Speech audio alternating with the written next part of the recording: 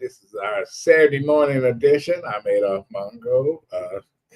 Good morning, Allan Lengel. Good morning. Good And morning. Vanessa Moss, the Queen. She'll be here. We're here at the Guardian Building, downtown Detroit. Uh, let's get rolling. Allan, your outrage of the week. My outrage of the week is the big beautiful bill that was passed. I was kind of shocked that it sailed through the House the way it did. There were so many House members who were concerned about, Medicaid cuts, that could hurt rural hospitals, that could kick off a lot of people off of health care, support. And they suddenly, all these people were adamant, we're against this. This is bad for America. It's going to add $3 trillion in debt. And then suddenly they get bullied into doing it. And then, the worst probably was Lisa Murkowski, who I think she could have derailed the bill, and they bribed her and said, we'll make it good for the people of Alaska, but not anyone else. And she then said, I know it was the toughest decision I've made, but I help my constituents. She says, I know it's not good for the rest of the country. It's like she's a United States senator. Granted, key is you want to help your constituents, but your constituents are also really the United States of America, not just the people of Alaska. And it's really just people are so afraid to stand up to Trump, and it's like it's okay. It's America. You're supposed to be able to stand up. Will the voters in the midterm stand up to Trump, to those Republicans that are in swing districts that barely won those races and stuff, and they got to go back and they the most cowardice of all, because they don't want to hold any town hall meetings. They don't want to talk to people. Yep. They don't want to answer any questions, and they're the dumbest assholes in the world. Yep. So are the voters going to have the last word, or are they going to be afraid to stand up to Trump? I think in those districts, in the solid districts, look, you have people like Marjorie Taylor Greene. It doesn't matter what they say, how unintelligent they sound, they're going to get reelected. But I think, in some of the districts like New York, where, California. In California, I think they're going to have a hard time. And John James gave up his seat. Right. Yeah, he's giving up his seat. So we'll see. That's something. Speaking of John James, I did a piece about a week ago. I did a little column on John James. He posted. He got a hit on you. Yeah, he posted something. It was a picture of his two sons, and they're on a boat on the lake. He doesn't say where. He's running for governor of Michigan. He should say, "Here I am in the beautiful Great Lakes." And so he puts out these photos and says, "I'm here in this beautiful area. Hey, Republicans, don't tell I can't remember what derogatory term for the Democrats, but I'm thinking like, if I'm running for governor, I'd be like, hey, I'm here in the Great Lakes in our beautiful state with all the great assets with my two sons. We're having a great time. Said, if I'm governor, as your next governor, I'll make sure that these beautiful assets in the state are here for everyone." But they don't run on that, Allan. And you know what? They a different breed. I saw online Tim Scott. You would thought Tim Scott won the lottery, and he was just smiling, talking about the senator from South Carolina. Right. He's a disgrace. Yeah. He's a fucking disgrace. So we'll see if the voters do you think it'll make a difference in the midterms? Yeah, maybe. And maybe not. It depends. And if he loses the House, I wouldn't be surprised. He said he started arresting folks. Like, he want to deport Omar and all these folks that was born in other places. Right. Yeah. What is he going to start with? Ted Cruz. Right. Listen, the guy is deranged. Yeah. He's almost 80 years old. He says and does any and everything. Now he wants to kick people out. That's legal. Because they disagree with him. I think, I mean, an interesting analogy is that people, look, people saw it as a tough choice in 2024 for, some didn't like Kamala, they didn't love him. But I liken it to like a relationship where somebody gets a divorce, a couple gets a divorce, and then like, 4 years later, they say, yeah, it wasn't so bad. Maybe we should get remarried. And then they get remarried, and then they go, aha, now I remember all the crazy shit that happened in our marriage, why we got a divorce in the first place. And I think just the chaos is just really happening here. And I think people are starting to remember, oh, yeah, I remember that bad relationship we had. So that's my read. My outrage of the week is the judge and the P. Diddy case. Now all comment on that. God, you said we in the middle of talking, and you come in late. Excuse me, I'm sorry, but you knew I was gonna be late. Well, we said you was gonna be late. Something about bad relationship. Yes, I was saying with Trump, it's like I said, it's like a I thought divorce. you talk about the lady you dating. Okay. I'm saying no, it's I'm just saying that couples get together we're again, moving people past break that. up. Yeah, go ahead. Fuck Trump. Yeah. We'll talk about Trump. Push it this way out of your face. There you All right. Now go. we got these federal prosecutors in New York calling for basically life in prison for this case, and all the other criminal experts saying 2 years at the most, or 3 years, or whatever for P. Diddy, whether you like the son of a bitch or not. Right. He should be out on bond, and all of a sudden he's a danger to the fucking world, where there's folks that are committed murders that got bond and that's walking around and doing whatever. See, we got Let's this. talk to Judge Vanessa here. Right, because her face is about to fall off. But I have an opinion on that, but go ahead. Go ahead. But let me finish, and then you can go ahead and y'all can dissect it. Reminds me of Nancy Edmonds in the federal court. Now, nobody's saying Kwame shouldn't have been convicted, but as a layperson, not a legal person, usually nonviolent in federal, you get convicted, they say go home, get your affairs in order, and report to whatever. They put that motherfucker in chains like he was that they taking him from Africa. Right. Him and Bobby Ferguson. It's like it was a punishment. Okay, motherfucker, we got you, and we gonna kick your ass. He didn't like him. Didn't like Bobby Ferguson. Y'all too arrogant. Y'all all this shit. Kwame got the last laugh after 8 years. He got the, if you call that the last laugh. But I'm looking at this case in New York. I see with a judge, he got his 15 minutes, 20 minutes, and now he playing up. He's a danger to society, all this shit. They ain't even following. I don't think they following letter of the law. What did you, Vanessa? Well, first of all, this is where the judge has discretion.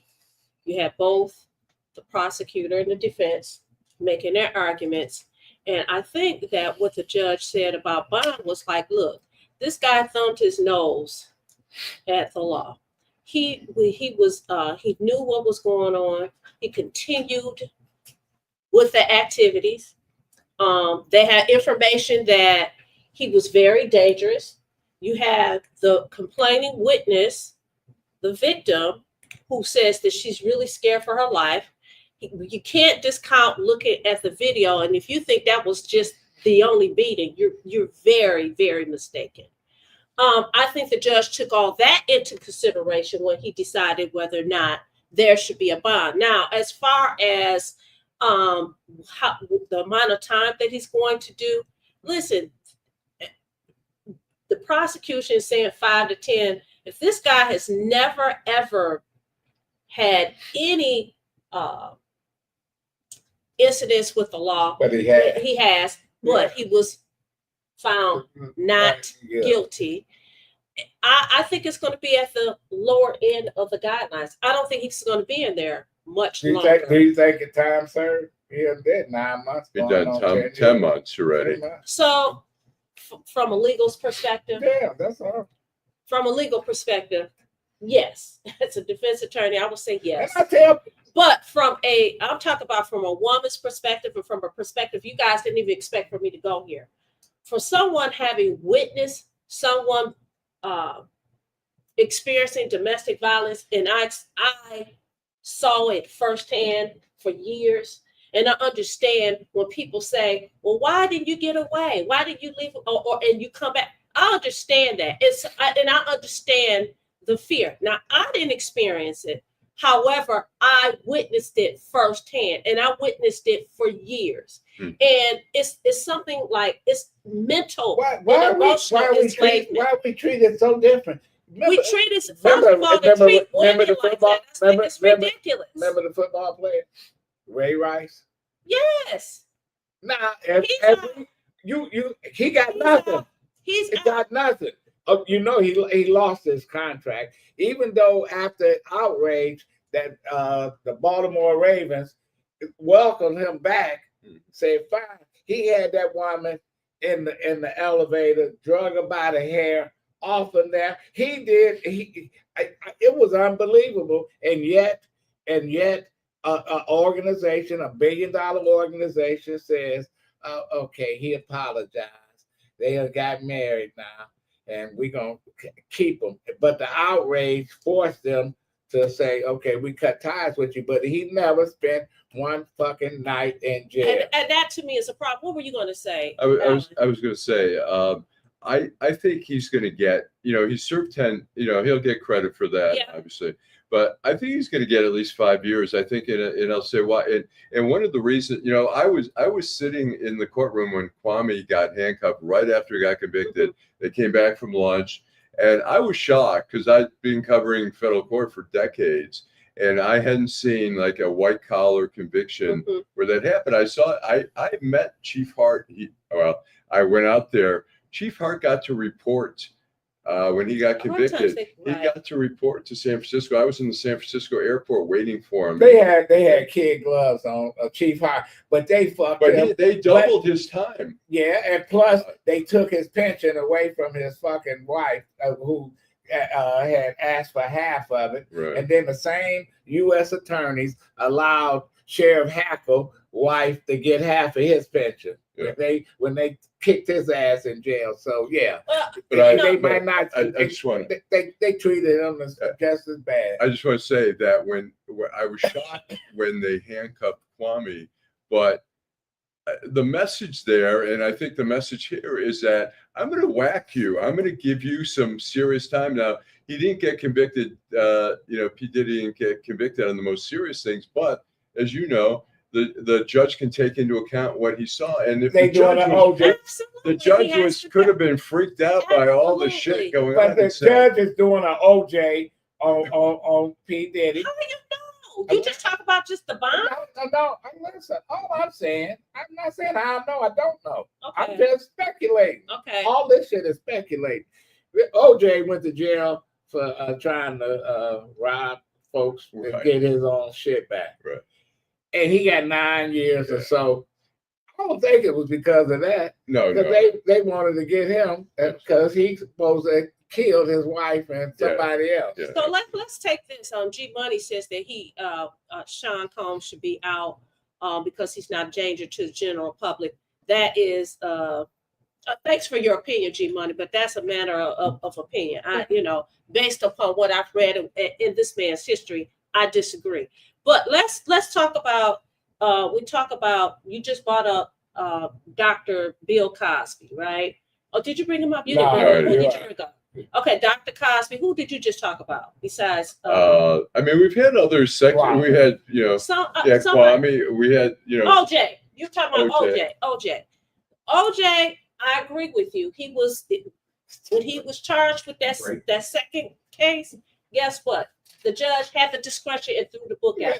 But he's such a fool. He decided, instead of going inside the house, he decided he wanted to stay outside. He went from famous to infamy. Hold that. We're going to take a break. We'll come back. We're going to continue the conversation.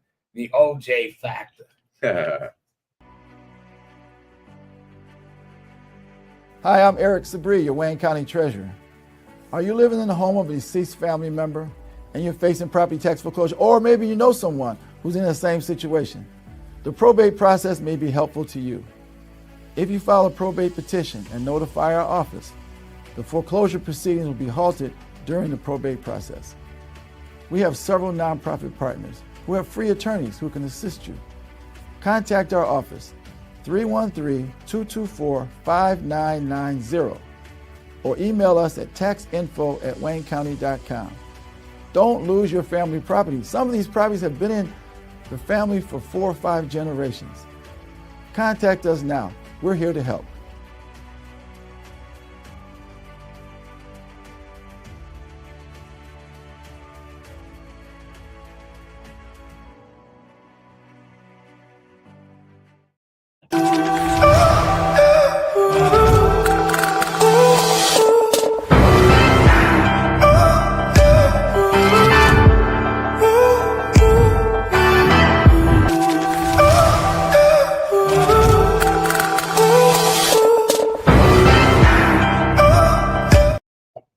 Okay, we're back.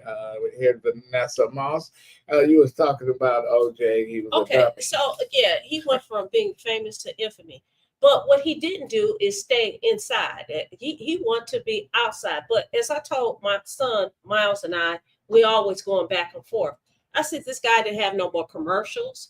He didn't, all the endorsements he used to have, gone.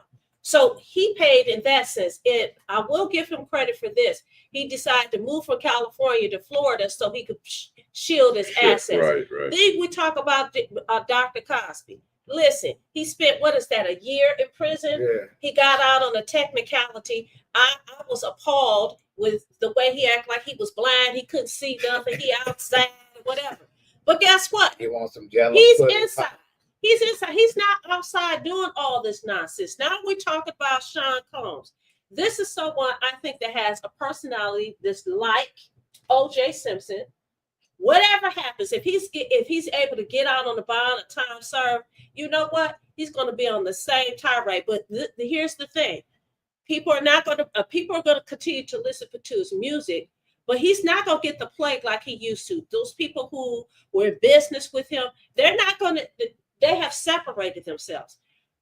The thing that I'm offended about is that we all know that he is not the only one in the industry that is exhibiting this kind of behavior. And when you have the upper hand, you have the money and the power, and you can convince people, like, if you don't do what the freak I say, I'm going to do this to you. It emboldens them, and they feel like they can continue to do that. So I have no compassion and no empathy if I was the judge on that case for somebody like that. But we have been seeing that for over 100 years in the music and the film industry, where you had famous actors like what's his name, Earl Flynn, 14-year-old, went to trial, he beat it. You know, he had attorneys. You go back to a famous comedian, Fatty Arbuckle, killed a woman at a party, killed his career, but he got off. He walked away. Well, we have Harvey Weinstein. Yeah. Look, there's a guy who is a very powerful person in the industry. He's behind bars right now, and I think part of that's through the Me Too movement. But he was the first. But he only did what the founders of the movie industry was doing all the damn time, where they talked about they had Shirley Temple and her mama in an office. One executive had the mama, and the other one had Shirley Temple. I'm not laughing because it's believable. Yes, I was just saying, P. Diddy. I promise you, I shouldn't say that, but I guarantee you that the 10 months that it's going to be more than that, because the judge would let him out and say, "Hey, I'm going to let you out." How did they pass Marilyn Monroe around like they pass cookies? I'm just telling you what they have done to these women. And it's not okay. Right. It's not okay. But women and men. I mean, if you paid attention to that PG, but those women, they let men urinate on them, do all kind of other shit. And you then, say let. Yeah, well, They want you the in money. the closed room. You got these people here. I'm not paying your rent if you don't do this. I don't know if there's a matter of choice. Walk I away. don't know if there's. You walk You away. cannot walk away. You walk away. Listen, It's like the let's parents. have some women on here or men on this show that talk about Money. domestic violence and abuse and control. And one thing I did say about this trial, everybody asked, you the lawyer, I said he's going to be convicted on something. The one thing that I can say is hoeing across state lines is not legal. And that's exactly what happened. What the Man Act? Okay. Right. So the Man Act. And then let's read some comments. Then we have Reverend Rideout. Okay. All right. First of all, good morning, everybody. Derek Herring, good morning. Karen Winston, good morning. Jill, the Republican Party don't believe the stats. They think that they're liberal talking points. Megan says, terrible. Shame on them. Tracy Huff, good morning. Jill, yes, spineless. Derek Henry, fascism seems to be alive and well in Washington. Dewayla, good morning, D. Angela Beatty, good morning, fam. Jill, they would rather keep their job than serve the people properly. I agree with you, Jill. Deborah Harris, good morning, gentlemen. And then she also said, good morning, Vanessa. Good morning. A sellout like the others. That's what Jill said. Well, I'm gonna tell you, people. Karen Winston, hold on. She said it's not okay. No, it's not. God bless the child that has his own. But you know what? When people say I'll pay you, people take the money just like the parents drop their kids off at Never Land, and then they got paid. You said the parents dropped their kids off and I'm sorry. The implication there is you're saying, are you trying to say the decedent did something to those kids? Did you believe that narrative? No. Okay. I don't know what he did. Okay. But if I drop my kids off with you and Allan and Jim or whatever every fucking week, and they come back different, what am I think? I don't know, Deborah. And then they pay you. Dorian, then they pay you. Dorian, go back to Dorian's comment. They pay you. Listen, they pay you for your kids a time. Listen, so that means they didn't do nothing. Listen, why would Michael Jackson give 20 million to somebody if he didn't do nothing? Listen, because I could give 20 million and I don't want to be bothered with the headache. I don't necessarily believe it is an indication so that he was guilty. Daddy can have 1,000. It was an indication that he did something. He can have 1,000. He can have 1,000 things of baby oil. That make him guilty? No. Obviously, the jury said no. The jury was not buying it. And I listen. I'm not surprised. And as a defense attorney, I think that's great. The defense did a wonderful job. But as a woman, and as I said, I've seen some things in my life. I was very disappointed in the outcome. How many women get killed each year in Detroit on the domestic violence? They went to court, asked for a PPO, and they don't get it. And the guy kills the woman. She begs, "I need help," and nobody helps them until it's too late. We see it every fucking day. Yeah. So I'm not surprised that he walked away. Of course well, I don't know if he's gonna walk away, but he's not gonna spend 100 years in jail like they want to. Yeah. And they wanted they were so greedy because they was already splitting up his empire. The prosecutors were, we're gonna take this, we're gonna take his mansions, we're gonna take his plane, we're gonna strip him of everything. And they forgot they had a jury sitting there in New York that says, "No, you're not. Well, wait a minute, my friend. We're gonna get him for what y'all should have really charged him for, domestic abuse."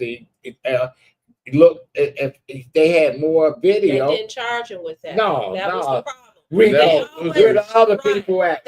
Where the other people? They had one witness who said she wasn't going to show up, and I think it's that lady who changed her face and was dealing with the president's son. But Dorian said that they think that, and I'm paraphrasing, that she thinks that he's going to get 2 years and he's going to do a drug treatment program. You know, drug treatment program is It's not a going to joke. help nobody with that kind of mindset.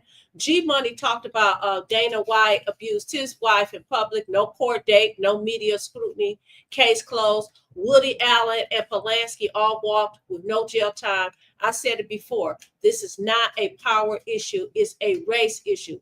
Well, if you believe what the streets say, if you believe what the people say, what about Russell Simmons? He sold all his stuff and moved to Bali. He's a black man. It is. Look at Jeffrey Epstein. We have mean, Jeffrey Epstein, Harvey Weinstein. They're white. I don't know. I think part of it is the Me Too movement has really changed sort of the dynamics of how the society looks at these cases. And I think everybody's getting, I mean, you're right. Look, these are federal charges. There are no federal domestic abuse charges in federal court. They could have taken it to state court. They decided to do a federal court, which the racketeering, you can get around the statute of limitations there. Yeah. But I mean, in the end, he's going to do some time. I mean, if you do 5 years, I mean, if he gets 5 years, you get some good time knocked off. Maybe you end up with 4. A year already. Yeah, well, he's done 10 months, so he'll get credited. He'll get credited for that. Let's move on. So we got the Reverend Rideout. Matt Gaetz should go to jail for taking young underage girls across state lines to have sex with them, but he gets to walk scot-free. I agree with you, Terry McCrimmon. It's terrible, and these are kids. It's selective prosecution. Yep. And Karen said it's not okay. No, it's not. Okay. And I agree. Yeah, selective prosecution. We're going to continue to discuss this. Go ahead. All right. We want to bring on the Reverend Rideout right now. Okay. Welcome, Reverend. We've got Reverend W.J. Rideout III. And welcome. Can you hear us? Thank you, Allan. Yes, I can hear you. Okay, we got you now. So one of the things that Reverend and I are talking about is that we all know the tragedy of one of many that have happened in the city. A 4-year-old boy was killed playing at a park. Just, an adorable little kid here. We have a picture of him there, Samir.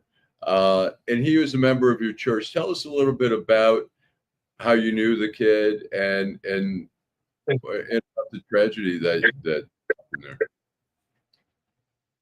Well, first of all, thank you for having me, Allan.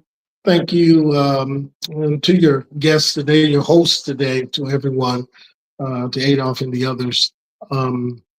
How I come to know Samir Grubbs, 4-year-old, loving, bright boy, bright kid. As they are, as we know, and people know, they're members of our church, of All God's People Church. However, we had a one-on-one close ties and relationship with him, with his brothers, with his sisters, his mom, his grandparents, and the entire family. And so to hear him tell me one week that he loves me, and to see the next week that he's dead is very horrific. And it has been a loss in their family, in our church, in our community at large. Tell us what you know about the incident. What are the details that you can share with the viewers? I can say so much because of an open investigation. Here, the family, Samir asked his mom, can they go to the park that particular Friday afternoon, Friday evening? And she inclined, yes, of course, any mother would take their kids to the park when they want to go and play. So she took him, his brothers, his sisters, to the park, to the Steer Park, where the incident took place. And while they were playing on the escapes and slides and all that stuff, here comes some demonic, demented mind people coming through the park, shooting And as they shot through the park, they were aiming at some other target. But in the process of them trying to shoot the other target, they end up shooting. They end up shooting the 4-year-old baby boy Samir, and then they end up shooting uh, uh, another young man and another young man, a 4-year-old, 17-year-old, 18-year-old. And so that's how we got here. And as a result of it, 2 died, 4-year-old Samir, 18-year-old Devon, and then you have a 17-year-old young man who's still trying to heal and get back to his normal life. Tragedy. Go ahead. Yeah. So Reverend Rideout, Vanessa Moss here. Good morning. Thank you so much for being a guest here on Detroit Black and White. A few days Bless you. ago, I saw that there was a, I don't know what you, maybe it was a press conference, but it was a group of people from the neighborhood. It was a large group of people that was from the neighborhood. And they talked about, listen, this has to stop right now. And it's very sad what happened. But as I was sitting there and I'm looking at members of the community, I'm saying to myself, how many times do we have to see this? This is a rerun. The people in the community are upset. They're talking about a 4-year-old, but we're not just talking about a 4-year-old. We're talking about an 18-year-old and someone else that's trying to recover from that trauma. And then we're talking about a neighborhood that has been traumatized by this nonsense. I understand that they have fixed up the park, that the kids were playing in the park. What is the, do you think that there's anything that we can do about this? Well, sure, Vanessa. One of the things that I asked the community, I asked city council, I asked the mayor, I asked the governor, I'm asking all of legislative. If you notice that when I did those interviews, I've asked and requests for cameras for safety for the kids in these parks. In Detroit, there appears to be no safety zone for our kids, for our seniors, for people, and so in particular, we're talking about the kids. At school, in parks, at the movie theaters, wherever the kids, community centers, wherever the kids are frequent, we need cameras to watch and try to do whatever we can to prevent the senseless murders and killings that are in the city of Detroit by these children. I mean, kids can't even be safe on their own porch or in their own yard or whatever the case may be. So, in saying that, we were asking and requesting for cameras and much protection as possible because, as you see, one killing is one killing too many. There's no such thing as we've had 10, 20. One killing is one too many.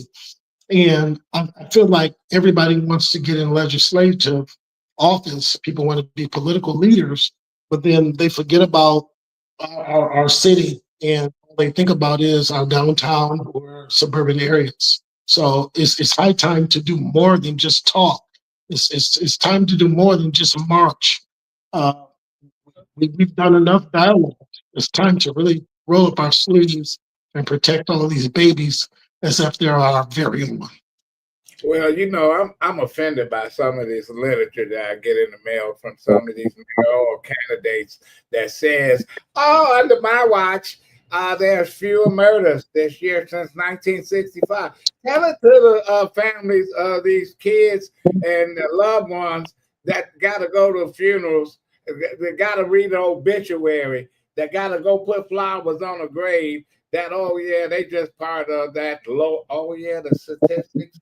That's the lowest that we had in 60 years. How many of these candidates have reached out to you or any of these families saying enough is enough? And if I'm elected, I'm gonna make it my priority that we really do something. You got a whole list of stuff that says we need cameras, we need this, we need that. And it seems like nobody, it's like it's a soundbite. It's like redlining insurance. Every year you hear we're gonna lower the rates, but they never do. Sure, sure. Adolph, that's a good, interesting point that you bring up. Some of the candidates have reached out to me and reached out to show their empathy and their concern and care. However, as I've indicated to them and as I stated on the show today, we need to do more. There are promises that are always giving by different candidates. They want to get in office because they want to be voted. They want your vote.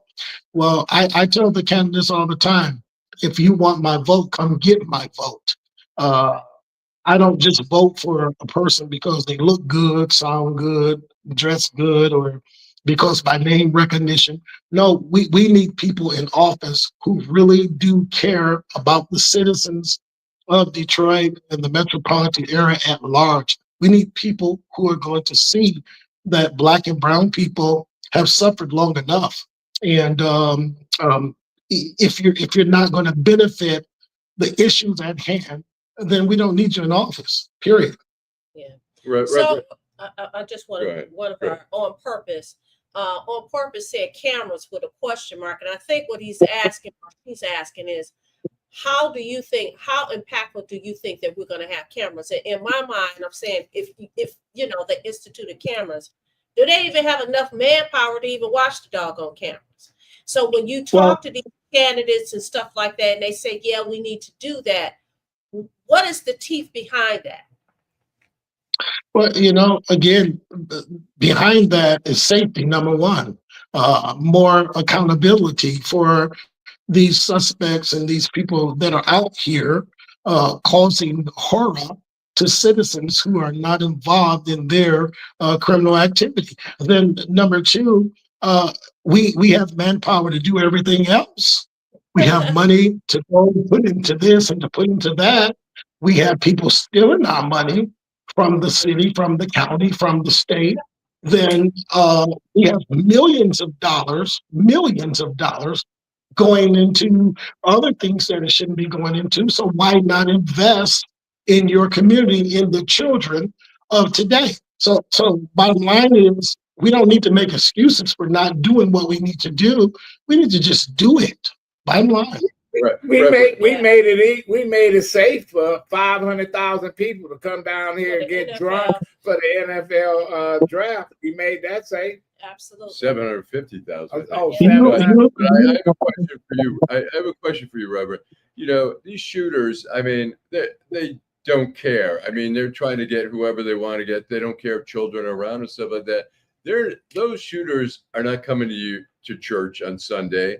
How do you, as a religious community, reach out to those people to try to, give them some counseling or something? Is there any way to reach out to those people who just are so disconnected that,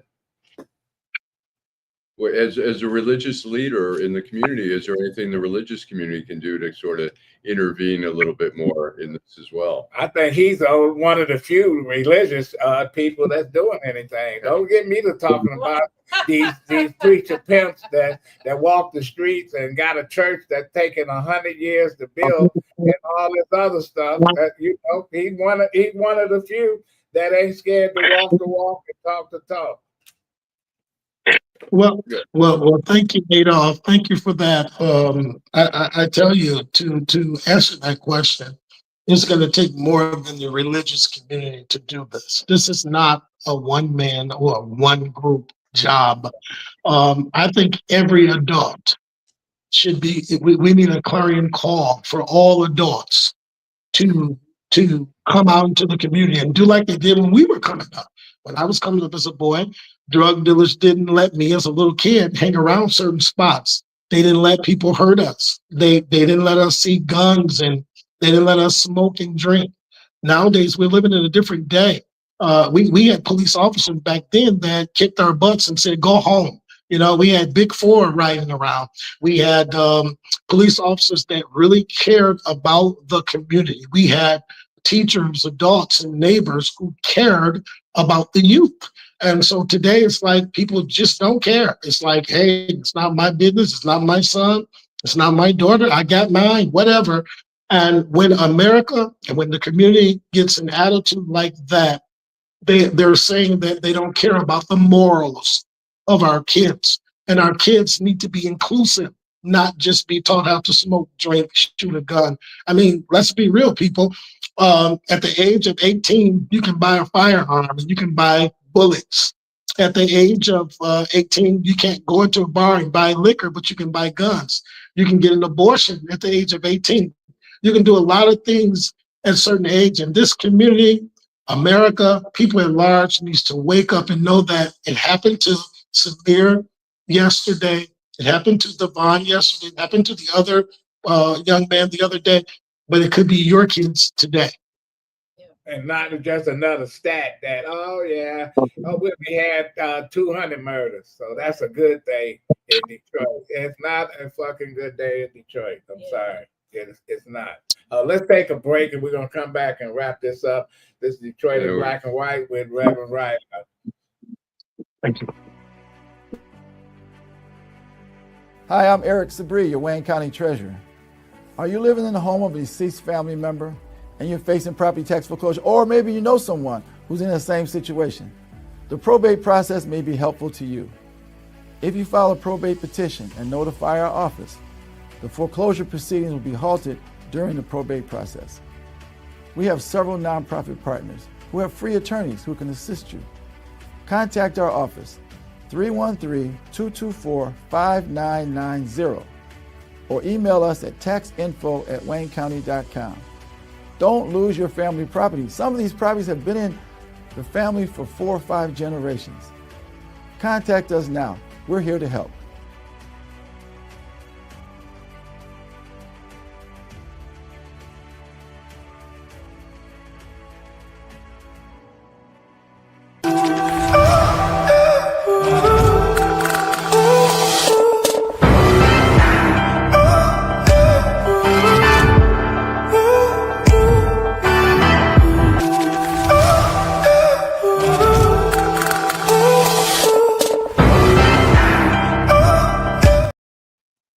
Okay, we are back here. Right. Wrap it up. Got the Reverend Rideout. So Reverend, there's funeral arrangements. You're helping with those funeral arrangements. What's the situation for Amir? Samir's funeral will be held. The family viewing will be, you can go and view the body at Cora Funeral Home on Harper Avenue in Detroit at the Harper Grace location, Friday from 4 to 7 p.m. That'll be July the 11th. And then the funeral final arrangements will be July 12th, Saturday, at All God's People Church. And that will be 10 a.m. for the family hour, 11 a.m. for the services. And the address of the church is 252 252-95 Chippendale Street, Roseville, Michigan, 48066. okay. All right. Well, thanks so much, Reverend Davlyon. Again, thanks so much for talking about a painful issue that we just see so repeated so often in the city now for just infamy. So thanks so much. Enjoy the weekend. Thanks. Well, thank you all for having me. Yeah. Thank you all for having me. You all have a blessed weekend to each and every one of you. Thank you. Thank you very much. It's like people just get so, used to shit. But I'm just offended that I can get something in the mail and they gloss over that, say, hey, we got 250 homicides. Like it's damn, only 250. We need to go out and celebrate. Yeah, I would look at, and this is my personality, I would look at somebody that's running for office as suspect if they came and said, hey, and they show up. There are people that, I'm not saying that people can't be sincere, that none of the candidates are sincere, but in light of the fact that we're in a campaign season, I will I'm telling you, I'm I'm gonna be glad. I'm looking at glad. the I'm cross glad. eye. I'm glad some people reached out in a situation like that. You know, you can't win for losing, because if you don't reach out, they say, oh, they just didn't care, ignoring it. right? You reach out, they just using it as a political pawn. You And know, some of them maybe, yeah, yeah. some of them maybe. You It's like know, when a judge dies. How many people be calling the governor's office and the body ain't even cold because they want to be appointed to that position? I don't know, Yeah. but I will say this, that there are some viewers like Day. He made a comment about drones, that we should have drones and that kind of thing. He and Dwayla were going back and forth about cameras. In light of the fact that everybody has this and people have cameras, I wonder how much of the incident was caught on camera with somebody's phone. You know, the Ask Reverend, John Barlow. you know, oh Lord Jesus. Well, Well, you know, tell and you that's what it. camera. We'll tell you what cameras to do and how they can manipulate shit. You're right. Yeah. Speaking of which, he'll be on Eric Brown's show, Reality Strikes, this coming. Jonathan Barlow will be on there Monday, as well as I think he said Janae Ayers is coming on on Monday. And want to remind people that there's going to be a political forum hosted by 100 Black Men. I will be there from Detroit Black and White and a few others. That's July 19th at WCCD in Northwest on the northwest side of Detroit. Campus. So we got a candidate from the 5th district. That's Mary Sheffield. She represented that district for 12 years.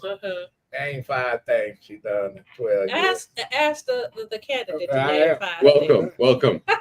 Michael Richard. Good morning. I've been knowing this guy for 500 years. And you finally doing your thing. How you doing? I'm fine. How are you, Adolph, and everyone? Good morning. And listen, what has Mary Sheffield done that you're gonna replace her legacy? She got a legacy in the 5th district. Yes, she does. One of the main things that I want to carry on for her is to have 70-year-olds not pay property taxes in the city of Detroit, to give them the break. And any other platforms? Go ahead. Any other? He said 5. He's testing you. He said 5. Another one is the knock box. A lot of us live in gated communities here in Lafayette and downtown. And when EMS needs to come, or the fire department needs to come, or the police department, they can't get into the gates. Yeah. So she is instrumental in getting a universal code for those EMS people to get here and to take care of our senior citizens, because a lot of people in this community are senior citizens and they can't get in with the gates locked. And they wanted the gates for security, but they didn't think about the police not being able to come in or not. Right, that's 2. Or they not gonna hit the grandkids. 3 more. Go ahead. 3 more. Another one is she wants to have safe streets. She wants to make sure that the sidewalks have been repaired. A lot of the sidewalks near schools and buses are crumbled up. And so what she's trying to do is to get on building and safety and the engineering department to fix the grounds by schools and by buses. Another thing that she's really instrumental in is the land bank. The land bank needs to be reformed, but not torn down. Well, what kind of reform? Well, we need, instead of tearing down homes, we need to I would give people a 3-year moratorium on inspections. I would also give them a 5-year tax break where they don't have to pay taxes for 5 years. That's you. He asked me about the 5 things that the person that will be that you're right now. Those are the 4 things that I'm following for her. Okay. So you really think she undone this? Now how are you different than her? Well, you and I had a mentor in John Conyers, and he believed in jobs, justice, and peace. I believe in education, jobs, and affordable housing. What I plan on doing is have affordable housing in the 5th District. I grew up on Shane between Willis and Canfield. I'm 10 blocks away from where I grew up now. That whole area is blighted. A lot of people don't know that the movie 8 Mile was filmed on Shane Street and not on 8 Mile. All of those vacant buildings, torn down homes, we could put strip malls in there. We could build affordable housing to keep. I want to put the subdivisions in there. Listen, that whole area is you absolutely right. Bob, the late Barbara Rose Collins, the congresswoman and ex city council person, owned a lot of property over there, and her childhood home is over that way. Why haven't we looked at that area when we give these billionaires all this money to build their pet projects and say, why don't you go over here and build some of your toys? Detroit has a lot of realtors who want to invest. We don't just need a Dan Gilbert. We need a John Doe, a Mary Sue. Somebody will come in and help redevelop the area. I would love to get all of the contractors together and let's build something. I want to call it the John Conyers Estate. You were talking about Barbara Rose Collins. She lives on Leland. Well, she lived on Leland Street, and she called it the Leland Estates. She bought 5 homes together and then built one big house and then a lot of land and put a pool in there and made that area beautiful. Yeah, she's surrounded by blight. Listen, Michael, what makes why should people put you in office? You just one person, one vote. I think we got a dysfunctional council at this point, where we got a strong. Our problem in Detroit is we got a strong mayor and a weak council. I'm an advocate for a city manager job. The city is small enough and large enough to have one. What do you think about a city manager coming in and managing the day-by-day finances of the city? Well, Detroit is not at Highland Park or Hamtramck or East. No, but it's not a Boston or New York or Chicago or whatever. San Diego, which got almost 2 million people, got a city manager. I can name you Phoenix, Arizona, and all these other places.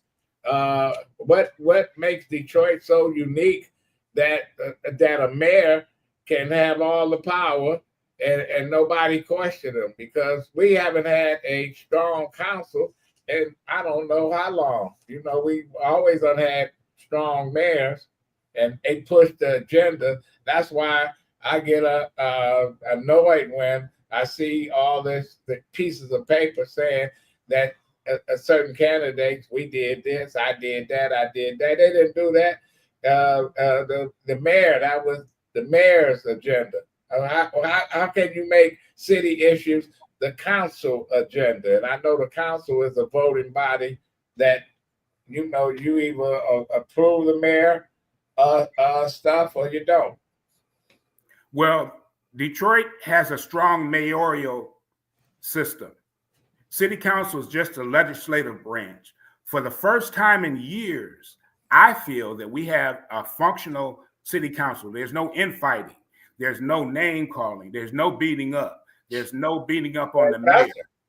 We have a strong mayor. Now, as a city council person, I'm just going to be one of 9. What I'm going to do is work with the other 8 to try to push my agenda through. And if their agenda matches the same agenda as the 5th District, I'm for them. But I want to represent the 5th District. I want to show people that I have the legislative experience from working with Barbara Rose Collins, working with John Conyers, working with Monique Baker McCormick and Jewel Ware. I have the experience. As you mentioned in the beginning, you and I have worked on hundreds of campaigns. I have been in the background. I've learned. I've worked hard. Now is my chance to prove to people that. How do they get in touch with your campaign? Yeah. Pardon? How do they get in touch with your campaign?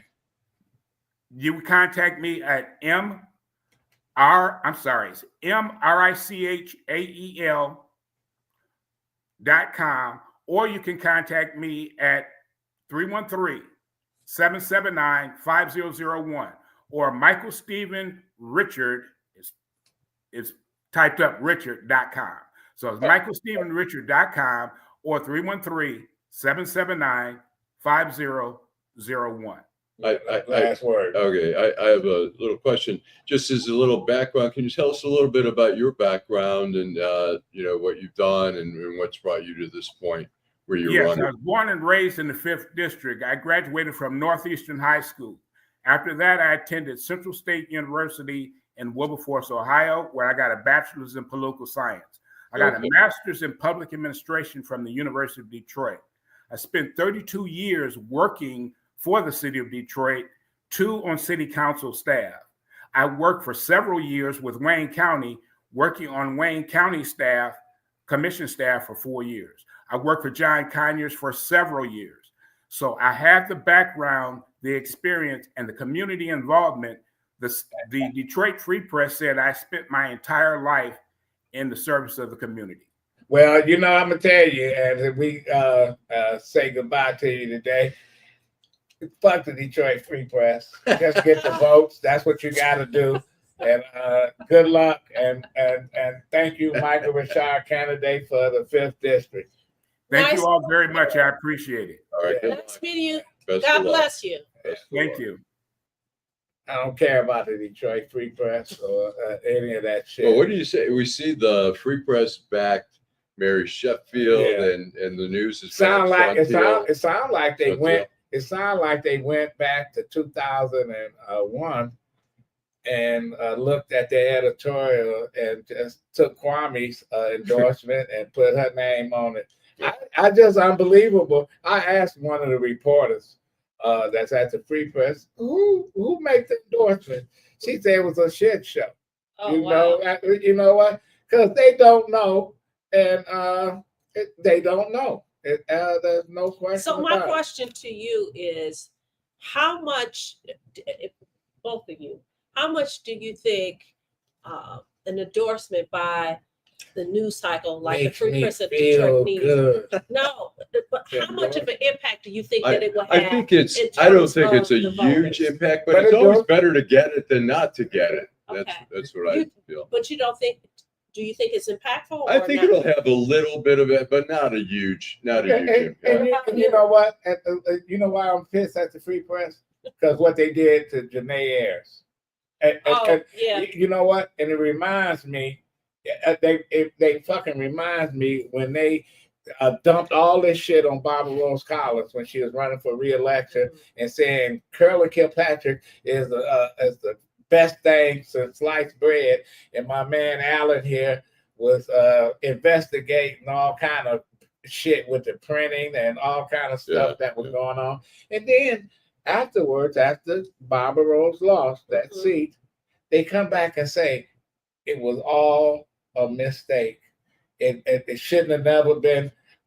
She should never been accused of nothing. We sorry, but it was too late. Janae Ayers was the target of a witch hunt where the FBI said we investigating her and several others on the council. Right. She was the only one that they went after. They beat her up, and the people said, well, we don't want nobody like her. But yet they elected Mary Waters, who pleaded guilty to bribery and a theft or whatever, a watch or whatever she pleaded guilty to. And then the Free Press had the nerve to say, oh, we're going to endorse Janae Ayers for her seat again because she got a raw deal. Bitch, you gave them the raw deal. Now you wanna fucking apologize. So no. So you don't think it's impactful, is what you're saying? A little bit. It makes you feel good, like a billboard. You see your picture, it looks good. Oh, they call mommy up there. Mommy ain't got no votes though. Everybody want a billboard. Everybody want the endorsement. I've seen it where somebody had every endorsement of other papers, all the community organizations, and still lost the damn race and put all the money in there. It depends on what kind of campaign you run. Right. So we have what, 30 days? Yes, left? 30 days. left. So I'll be glad when we get to 30 days. That I don't.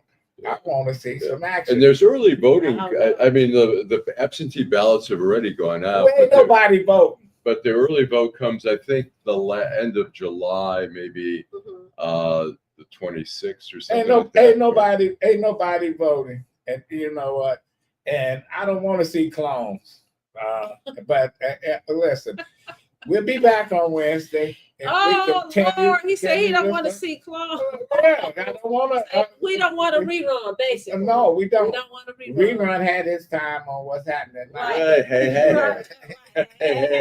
Raj. Right. But anyway, rest in peace, Rerun. Right. Yeah, That was a great show. I love that show. you would love a show. Lynette says say that, okay? Lynette says say that. They're talking about you. And listen, before we go, we got to give a shout out to everybody that's watching Detroit Black and White. We want you to hit that like button, subscribe, tell people about Detroit Black and White. We want to thank everybody that's watching Detroit Black and White on Facebook. And I want to thank Jim. I want to thank one of our guests and viewers, Day. He always comes and participate. Thank our guest today, Reverend Rideout, as well as the City Council hopeful, Michael Richard. Yes. Thank you so much for coming on Detroit Black and White. You can catch us again on Wednesday evening from 8:30 p.m. to 9:30 p.m. Monday, you will watch Eric Brown. Detroit Black and White presents his show. Is called Reality Strikes. You will be able to watch his show on Monday. We'll catch you guys. Thank you so much. Okay, and from the And Jim. Historical Guardian Building, we bid you farewell. Thanks, Jim.